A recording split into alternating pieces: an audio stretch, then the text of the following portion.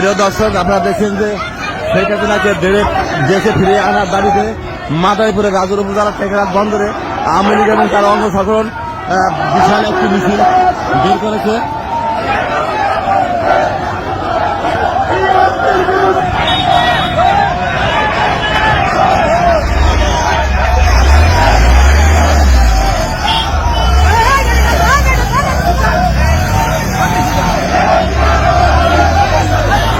দর্শক দেখছেন আপনারা কিন্তু যে টেকনাফ বন্দরে দেশে ফিরে আনার দাবিতে আওয়ামী লীগ এবং তার অঙ্গ সংগঠন তারা কিন্তু বিশাল একটি মিছিল বের করছে। এই মিছিলটি ঢাকা বরিশাল মহাসড়ক এখন প্রদক্ষিণ করছে। আপনারা দেখতে পাচ্ছেন দর্শক, বিশাল বড় ধরনের একটি মিছিল।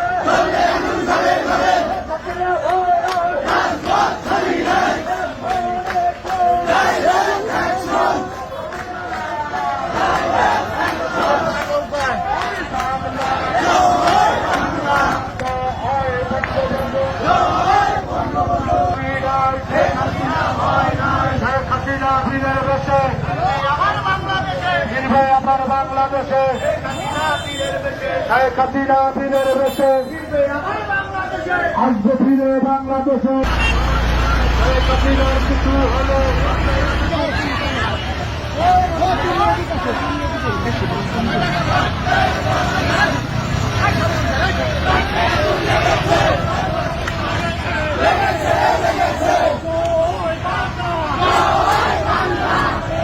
দর্শক দেখছেন যে এখানে কিন্তু এলাকার চারদিক থেকে কিন্তু এই আওয়ামী লীগের এই সবাই যোগ দিচ্ছেন এই বিক্ষোভ মিছিলে।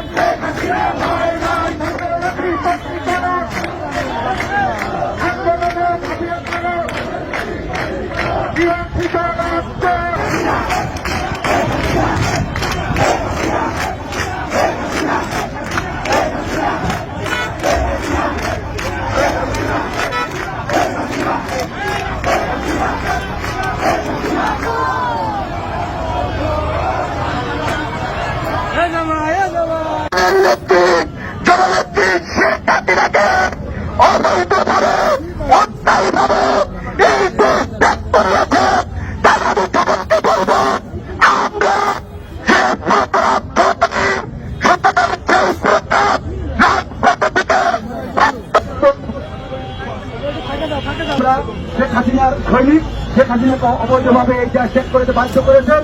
এইটার প্রতিবাদে আমরা সবাই আন্দোলন সংগ্রামী করে দেবো। এই বলে আমার সংক্ষিপ্ত বক্তব্য শেষ করছি।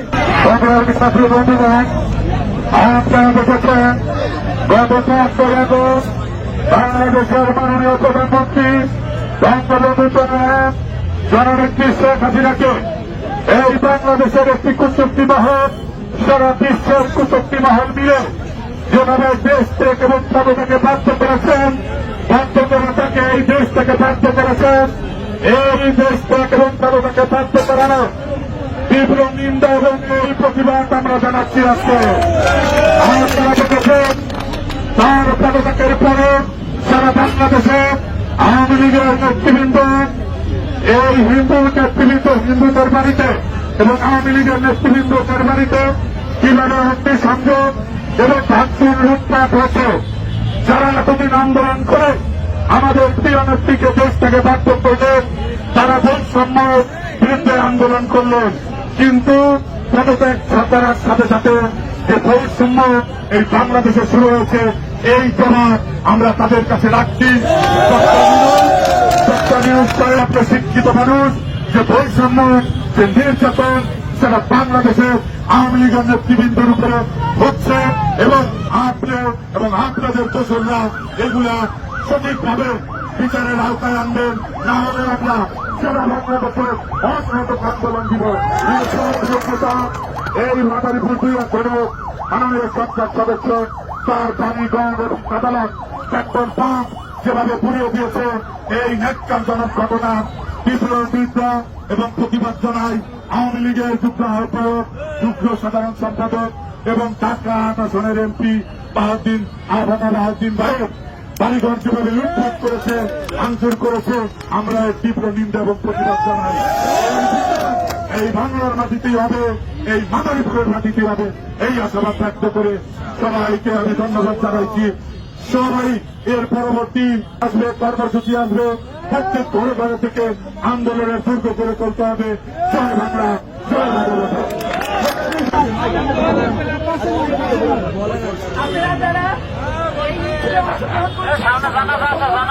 কন্যা জননেত্রী শেখ হাসিনার যে আন্দোলন করে বাংলাদেশে ফিরিয়ে আনার জন্য আমরা রাজপথে নিয়েছি, তাদেরকে ধন্যবাদ জানাচ্ছি।